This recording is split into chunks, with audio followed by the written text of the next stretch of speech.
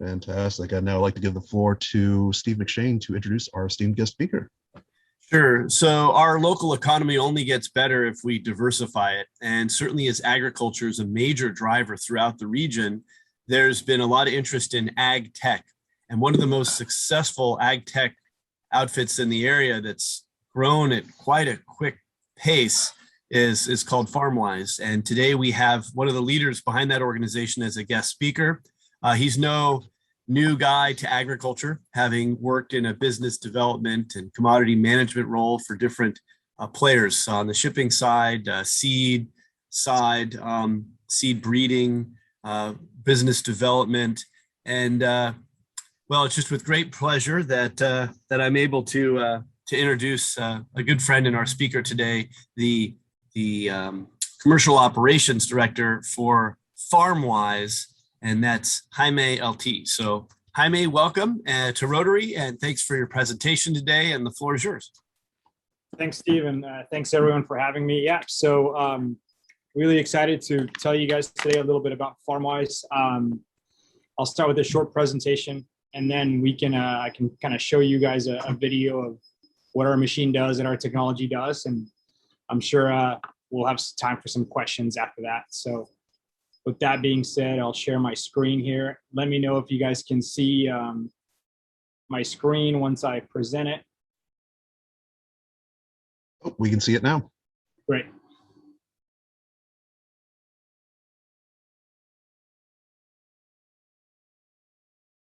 Okay, so we'll get started. Yeah, so a little bit about FarmWise. FarmWise was a startup founded in 2016.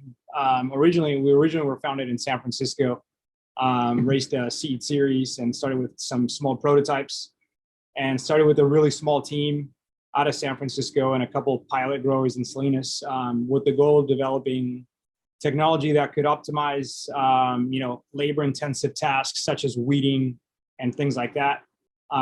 So we started pretty small, 4-person team originally, then that grew to 15, 18.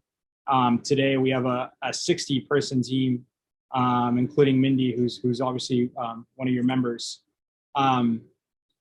We have quite a bit of engineers, as you can imagine, some field operations specialists, a lot of people on the business side, but we've had some engineers from top tech companies such as SpaceX, Cruise, IBM, Facebook, Tesla, etc.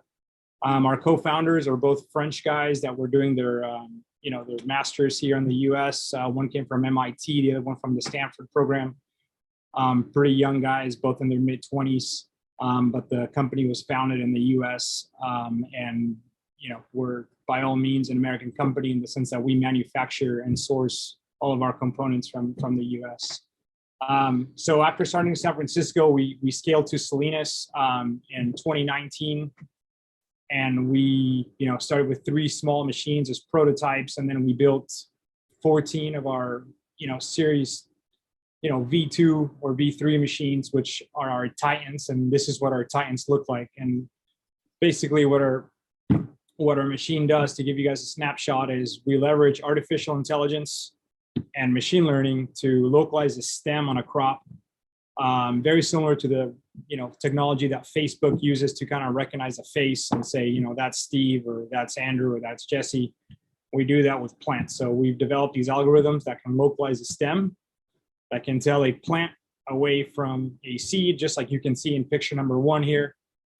And then based on that recognition, we actuate blades around the crop to get rid of weeds. And actions are carried out, in milliseconds, with, high precision, centimeter, sub-centimeter accuracy. And so we currently have 14 of these machines working in the Salinas Valley, Santa Maria, and shortly headed to Yuma as a service model. In June of 2019, we raised a $14.5 million Series A, and now we're going for a big Series B to keep our business going. Yeah, so like I said, we're a full service model. So we charge per acre. As you guys know, there's a lot of regulatory pressure, with immigration, and also, a lot of minimum wage orders, ag exclusion orders that have made the labor shortage even worse. So there's a lot of demand for technology that can kind of optimize some of these highly intensive tasks out there. What our machines and 3D cameras and systems can do too is we can capture proprietary data on each plant. And so, we can detect areas of slow growth, kind of, give growers a kind of a snapshot into some field metrics such as uniformity, plant stand, crop, crop per acre, and things like that. Now I'm going to show you guys a quick video on kind of what our machine looks like in action. And let me, yeah, that's a high quality right there. So as you can see, our machine moves pretty fast and it's actuating a very close accuracy in between the crop. And so it effectively kind of gets rid of weeds without, damaging the crop, and replaces, what would otherwise be done by a 15 or 20 person weeding crew.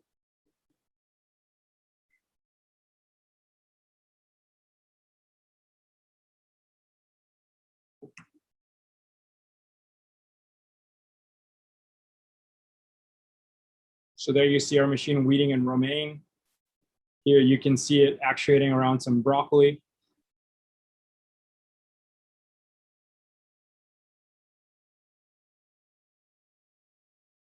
Here's some cauliflower, and each independent module is a robot that has independent movement. So they all, work independently of each other. You may or may not be able to see it, but each of those modules are shifting side to side to keep up where the stem is localized by the machine learning model.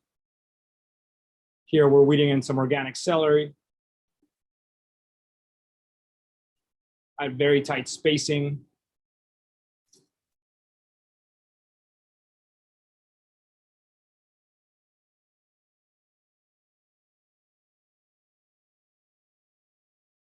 And yeah, that's it.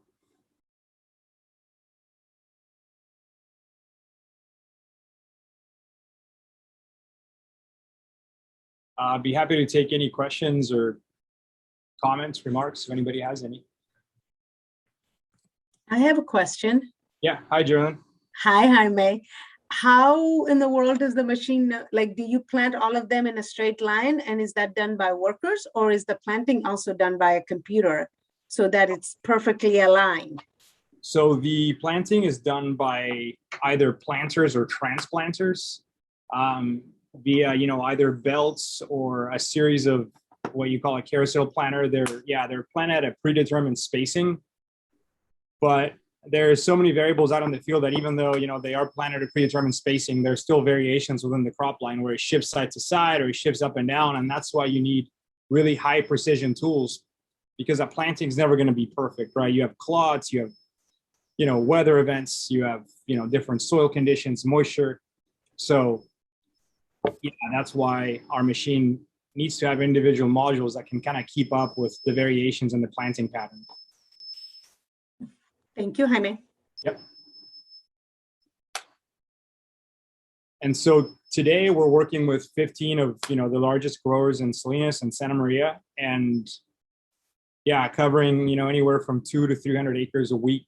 And, the labor situation just seems to be getting tougher and tougher for growers, not only on the cost side, but, as new immigration measures have been passed, there's been just a massive shortage. One of the things that are really, I think is one of my favorite parts about what we're doing is that we're able to provide some jobs that require a little bit of higher skill, but at higher wages for some people that would otherwise be working in some of these tedious tasks, and kind of creating a bridge to, agricultural jobs that require a little bit higher technical skills, but also, have a better pay, of course. Much appreciated, Jaime. One question, more or less a personal question. What inspired you to get into this industry? So I was already in agriculture, and I had already, when I was in seed breeding, I was working on some automation projects that were specific to like seed varieties that could be harvested with automation. With Taylor Farms is developing an automated lettuce machine, and we were trying to breed specific varieties that would be compatible with these machines. And then, being in the industry, you start seeing the pain points of labor, right? Labor shortages, people leaving crops behind because there aren't enough people, et cetera, et cetera. So when it was time to, when I was ready to make a jump, to me, it was very, very clear that automation was the future. And that's really what inspired me to jump into a company which, was based around automation. And, it was a pretty clear trend, working in ag, that automation was coming, and it was a matter of, not if, but when. Absolutely. It sounds like the technology is just advancing all the time. One question we have here in the chat box window, do you still need humans to run the machine? How many humans? Just scrolling up here. What is the reduction in workforce based on comparing to a traditional weeding crew? Yeah, so we still need an operator weeding the machine. Obviously, there's a lot of variables out there. Two machines can replace a crew of 15 or 30 people, depending on the size of the crew. I mean, technically speaking, one machine could replace all of them, right? But we're working in condensed time windows, so many times we use more than one machine per block. But yeah, we rely on one operator per machine, and then obviously we also rely on other people to provide technical support, such as teleoperations, to a team of operators, right? So for example, today we have a set of 14 machines, which are supported by 2 teleoperations engineers that are just sitting behind a computer screen, monitoring every machine live to kind of debug any issues and things like that, right? But just to take another level, we've created, 20, 30 jobs just out of the need to technically maintain these machines, right? So field technicians, operators, shop managers, fabricators, et cetera, not mentioning the business side and obviously the engineering side, which a large part of our staff is obviously engineers, right? Absolutely. Well, very cool to hear. Now, the one other question we have in the chat box window here, roughly, what is the accuracy of the machine? So today, I would say it's, sub 2 centimeters. So our blades can kind of actuate within a centimeter or 2 of the stem. So they can open and close very tightly around the stem without actually nicking the stem and damaging the plant. But depending on the plant size and the type of crop, we can open margins, we can close margins, we can set offsets. Some plants, obviously, you want to get closer to. Other plants, you don't want to get so close to because you can throw dirt. So it's all relative on field conditions. But yeah, we can get as close as, I would say, sub 2 centimeter accuracy for sure. That's pretty cool. One other question here in the chat box window. Do you often need a weeding crew to follow up on the machine's work at all?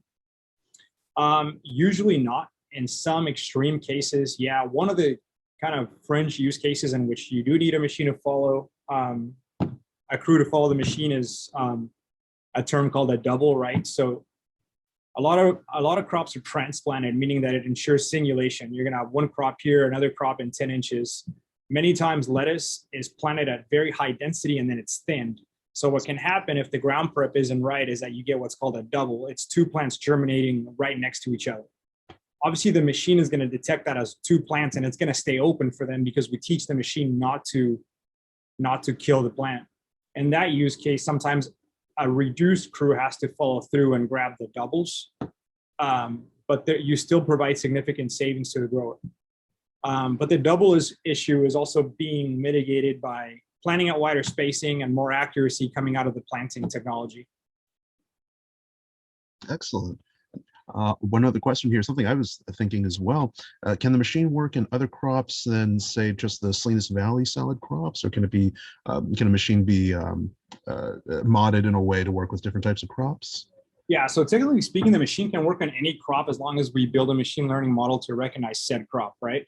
So you could teach the machine to see spinach or to see a tomato plant or anything. The limitation happens in the planting configuration, like what we have in the Salinas Valley and the crops we grow in the Salinas Valley that also grow in other regions are planted at wide enough spacing, right, to allow for growth and, you know, you know, you can't plant certain crops too close because there's just too much competition and then those crops don't thrive. So for example, spinach is planted at millions of seeds per acre at, you know, centimeter spacing, 48 lines in an 80-inch bed. Obviously, we could not get in between those two crops because it's a matter of millimeters and weed that. But any crop that offers enough intra-row spacing to put a blade or a cultivation tool in between, our machine can do. So it's just a matter of, you know, finding the correct use case for those crops and then building a machine learning model. And the way we build a machine learning model is we gather data, we send that data to annotators, they annotate it, and they start training a model and saying, okay, that's romaine or that's tomato, that's a weed. And it takes time, right? It can take 2-3 weeks. And then, you know, the machine learning model gets better and better with more repetition. It starts seeing new weed species, it starts learning it. So it's really interesting because sometimes we run across some fringe cases, you know, some weeds that the model may not know as well. So we need to gather more data to make the model, you know, better and at seeing that particular weed, for example. It's really fascinating to hear how, like you said, repetition helps the computer learn more about that particular crop and how it can better optimize it. Yep. It leads a little bit into the next question here in the chat box. How large is the addressable market for this technology? Well, so there's, I mean, I would say Salinas, Yuma alone, it's about a $50 million market. You know, I don't think that the adoption is at that rate yet where that can be captured, but, you know, there's 900 million acres of, you know, farmable land in the US. Clearly, we're not, you know, the unit economics wouldn't work if we were trying to weed corn or some large, you know, low value crops. I would say that our technology is better suited to like higher value specialty crops, right? If you take away the subsidized crops such as cotton, soy, corn, anything other than that, I would say our technology is a good fit. You know, a corn grower is not going to spend $1,000 an acre to weed corn. It just wouldn't be sustainable. But growers in Salinas and Yuma, New Mexico, Florida, Idaho, et cetera, are having to, you know, pay those type of wages to people to get, you know, weeding done, especially in today's economic, you know, the way labor costs are today. It's pretty amazing. It's just the size and that sort of market there. Next question here. Tell us a little more about your company. It seemed to remember FarmWise Titan was named one of the top 100 inventions of 2020. Yeah, indeed. Yeah, so, you know, we submitted to be in that contest from Time Magazine. And yeah, it was a pleasant surprise. We got nominated and we ended up making it in Time Magazine as you said, as a top 20 one of the top 20 inventions, or no, it was top 100, I think, inventions of 2020. Yeah. Very Sorry, cool. the part of the question there? Oh, no, just a little more reference to that. That's really amazing, though. Congratulations. Thank you.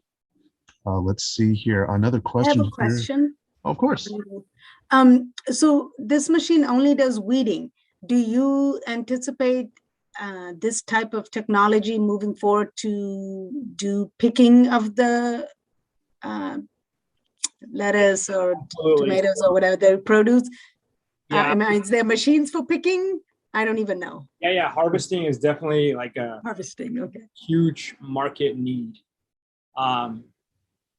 Harvesting can be automated very simply in certain crops, right? You have processing tomatoes out there are already automated harvester. There are sorters. You know, your corn is automatically harvester. When you get into these specialty crops like the ones we have in the Salinas Valley, you have more challenging use cases, right? I mean, lettuce it's very fragile. The harvest windows are very tight. The presentation is everything, especially when you're talking about fresh market, how it's displayed at a store. So absolutely, if we take a pie chart of growing costs, about 50% of those growing costs would encompass harvesting. Harvesting is very expensive. You know, you're looking at $3,000 to $5,000 an acre, depending on the commodity. So I would say that harvesting is definitely the holy grail of, the market demand. No one's been able to, kind of master it yet. I think after this Series B, we have a few projects in mind, but yeah, we don't plan on stopping at weeding. Other thing that interests us too is like leveraging data, perhaps monetizing data to help growers make better decisions. I think that's still a pretty good idea in theory. In practice, it's a little bit more complicated than it sounds to interpret such data.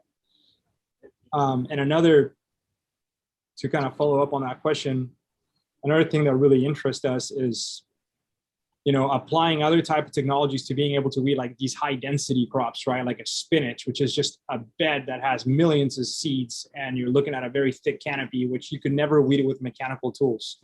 So, there's a world in which you could use lasers to target weeds, or maybe very, very finely tuned spray mechanism with, maybe some type of very acidic solution, or, nitrogen and furic acid. Maybe, we'd like to stay away from herbicides. Obviously, part of our kind of scope is sustainability. But yeah, we're definitely looking at other things all the time. Again, amazing to see just how much the technology changes there. One other question here: would you happen to have a video or be able to speak to, say, in the most weedy field conditions, how the technology can differentiate between a good plant and one that's not so good? So we're not really, we're right now, our machine learning model is really trying to differentiate between a plant and a weed. So we haven't trained a model to say that plant is defective and that plant isn't. And you have to keep in mind that we're going in at a pretty early stage, right? So generally speaking, we're going in, 30 to 40 days after germination, sometimes earlier. And at that point, the plant health is relatively well. So that's not something growers are looking at that early on. I think diseases, I'm kind of generalizing because there are diseases that can hit earlier in the growth cycle, but generally speaking, this is something that growers start looking at after this stage. We're kind of going into the plant when it's around 5 to 6 inches in diameter, so it's still relatively young. Very cool. Let's one other question here for new customers: what are the requirements to convert from more traditional to automated models? Okay, so can whoever asked that question, that's a great question. Can you provide a little bit more context? Do you mean like the implementation challenges, or what specifically? Yeah, I'm thinking of like crossover. If you are feeling the pain of labor or looking to expand and perhaps transforming your operation to move into more of a modern approach, what are some of those challenges and or investments that need to be made? On the grower side. On the grower side, yes. Yeah, so I think, some of the challenges to implementation in farming in general, like I think growers get a bad rap for being change resistant. But really, growers are extremely adaptable when margins are at stake, right? And so if I can go back 20, 30 years, there was some decent technology that came out that could automate some of these tasks. And these automated tasks are never going to be as good as somebody, a human being that has hand-eye coordination and dexterity. But to put it simply, like growers didn't have to automate 10 years ago. There was enough people were cheap, right? So some of the drivers are obviously costs. As far as on the grower side, it's not so much about technology and technical changes to their operation, because we're coming in, we're providing a fully integrated service. So there's not much they need to do. But really, it comes down to like the coordination and adapting some minor grower practices to, better suit our machine. So for example, some growers are already way ahead because they're using other automated processes earlier on the planting cycle, like thinning. So our machine is clearly going to do much better in like a highly precise bed than like a very sloppy bed that's got a planting pattern that's all over the place and has a lot of clods. So I would say one of the main bottlenecks to implementing technology sometimes can be, not the subsequent processes, but the processes that come behind our machine, right? And making sure that the bed prep is very, you know, precise, and the planting is good, and that, you know, the grower has a big enough team to communicate and say, all right, the FarmWise machine works better with this type of moisture. Let's make sure we irrigate this day, clear the pipe, and make sure that these guys are ready to go when they get there. And that's challenging in our culture. Everybody's spread really thin. You know, there's a lot of, you know, these growers, unlike, you know, a corn grower who may have 1,000 acres of corn that he planted in 2 months, they're managing, you know, hundreds of blocks within thousands of acres. So there's a lot of coordination that needs to take place. But yeah, growers are amazingly efficient at this. It sounds like they have to be very flexible as well as based on the different variations and nuances of the seasons. Let's see, another question here. You mentioned Salinas Valley and Yuma. For the engineers, do they have to relocate when working on the software, or do they work full-time in Salinas headquarters? How do you address any software issues that might come up with this machine at runtime while it's being used? Great question. So hardware engineers spend quite a bit of time with the product, as you would imagine, right? And there's no way around that. Embedded engineers, the same. Software engineers, they can pretty much work from home, developing software, coding, etc. And then they come out to the field or Salinas when they need to test something specific. So it varies. There's not a one-size-fits-all approach. This year, engineers are relocating to Yuma. Most of engineers reside in San Francisco. So any given day, we have 3 to 10 engineers here. A lot of them work from home. Like I said, it depends on the type of engineer. But yeah, being that this is our first year in Yuma, we want to make sure that, you know, we're set up for success. So we have plenty of technical support. So we're going to have, you know, 5 to 10 engineers living there, rotating every week. Your second question about software. Yeah, our machines are connected to LTE. I can show you guys. So I'm going to share my screen again and show you a little bit of our background.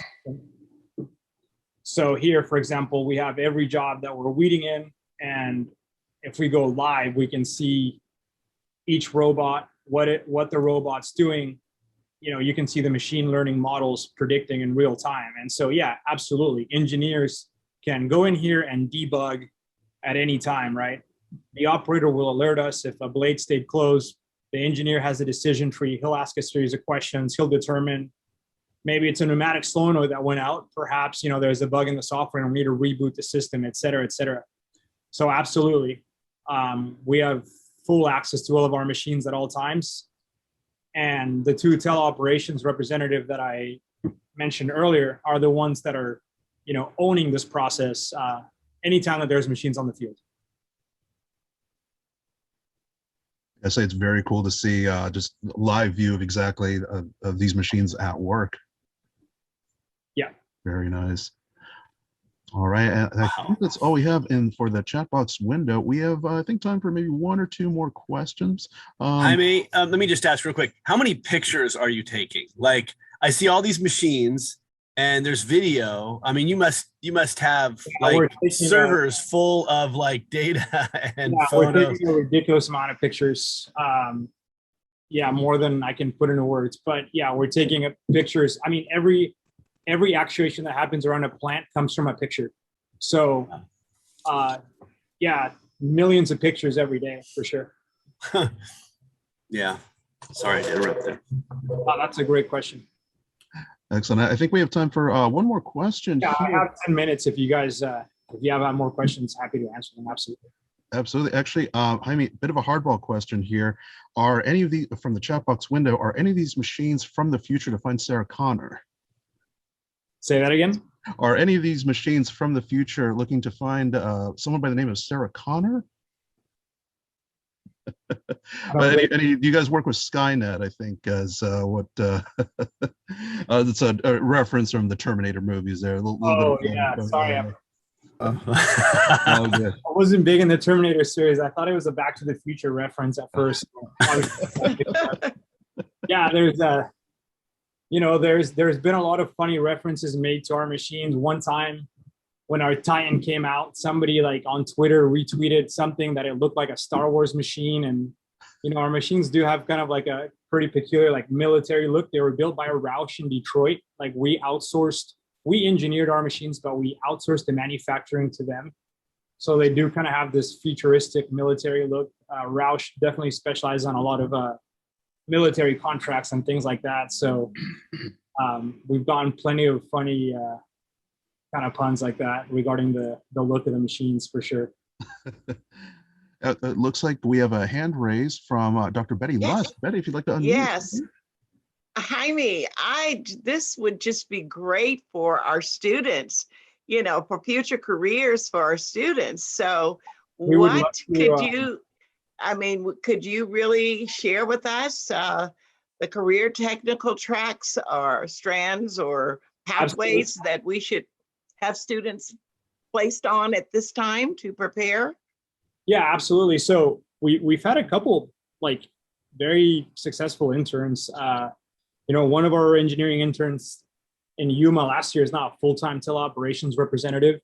He was out of ASU, and then we had 2 engineering interns this year because of the COVID situation that needed a summer internship. They both got us accepted into really nice engineering schools, and they were great help. So, you know, the cool thing about ag tech is that you don't have to be an engineer to be an ag tech. I mean, preferably speaking, obviously, you know, what first comes to mind is engineering. If you're, you know, an engineering degree would obviously be, there's always going to be a need for engineers in ag tech. But, you know, I'm not an engineer, I'm a business professional. I think, you know, we have a lot of people with technical skills that aren't engineers and are very high level people as far as have, you know, electricians, diesel mechanics, et cetera, et cetera. And then as we keep growing, we need to support the business side. You know, I have 2 account managers. We're looking to hire 2 more. HR obviously is a huge, we still employ quite a bit of people. So there's a lot of pathways here. I think, and then, you know, last but not least, understanding agriculture and agronomy is absolutely necessary to bridge that gap between engineering and the grower, right? We actually prefer our product and project managers not to be engineers, because engineers are going to think of a solution right away. And we want somebody to be a liaison in between them and think in non-technical terms when, you know, when translating this stuff. So I play a big role in like the product side, and I'm not, you know, by definition, a technical person. I don't have an engineering. Okay. There's many pathways. You know, I would be happy to explore this offline with you. Thank you. We'd be happy to, you know, give, you know, a presentation to students or facilitate any of the things for the community. Yes. Yeah. Thank you, Jaime. I think that would be great. We have a county-wide career technical education council that I'm sure would be interested, and I'll reach out to our county superintendent, Dr. Gus, to really see what we can do about having a presentation, because I think this would be a great pathway for our kids. So thank you, great presentation. Absolutely, we need it too, so yes. Yes, we do. I couldn't agree more. We certainly have a number of very talented students in Monterey County. I think a lot of them would be really fascinated to hear about this career path. Looks like a few more questions popped up in the chat box window. I know we have a few more minutes left. I know Jaime, you spoke to this a little bit. Is there a centralized AI that links machines and pulls from the same database, or is each machine independent in its learning and actions? Great question. The answer is yes, there is. Each machine is not independent. So a model is loaded onto a central database, and all the machines connect to the same models. For example, if we build a romaine model, you know, we have 15 versions of romaine models because version 1 was 1, and then we added purslane, and then we added another weed, and all in all, the model gets more and more robust and it gets updated. So yeah, the machines all plug into that model. So it is centralized. Very cool. One other question that came up here. For someone technical, how would you recommend learning more about ag tech / what problems growers are looking to solve? That's a great question. So how would I would probably approach that more from an agriculture side rather than an engineering side. So if you're looking to learn more about I think working for a company like FarmWise is a great, avenue to learn about what problems are grown to solve via technology. Many times growers know what problems they're trying to solve, and other times I would say that, tech companies try to kind of force a solution for growers, right? But I would say that the success rates of those companies is pretty low. There's been many startups by big shot ag people that have sold companies for millions of dollars, and they say, man, this is how farming should be done. Like, let's do it. Let's create this. And there isn't really a market need. So I know I'm not really answering the question that was asked because I don't know how to answer it, but I'll say this. I'll say that the most successful startups in ag, there's been very few ones that have even made it as far as we have. And, in the startup world, we haven't even been that successful compared to others, but, we create revenue, we're profitable. So we're in the upper, 2-3%. Is that these startups identify a need, and then they create a solution for that need, and that need is communicated with growers. So you start talking to growers, right? The startups that have tried to reinvent the wheel and think there's a more efficient way of farming without bringing in that farming knowledge and relying on farming experts, traditionally speaking, haven't been as successful. So yeah, I don't know if I'm answering the question, but I would say you go direct to the source rather than trying to, identify it yourself. If you go to any grower today and you ask, what can I help you with? He's going to say labor cost. He's going to say labor costs are killing me, whether that's weeding, thinning, or harvesting. That's like the main thing on their mind right now. Margins are shrinking. Help me with my labor costs. Well, definitely a very, very fascinating field, and really amazing to see where the technology is now to help such a vital industry here in Monterey County. It is 12:49. I think we're pretty good for a Q&A session now. So, I just want to say thank you. Thank you so much for visiting our club, telling us about this really fascinating industry. And I see nowhere but upward growth for this sort of industry. And kind of piggybacking on what we were talking about earlier, a lot of talented youth in Monterey County, and I have a good feeling that this is going to be a very viable career path for many of these youth. We'll see where the technology is in another 10, 20 years. Certainly. Thanks for having me, guys. Excellent. All right. Well, thank you once again, Jaime. I'm going to go ahead and end the recording function now. Okay. Appreciate it.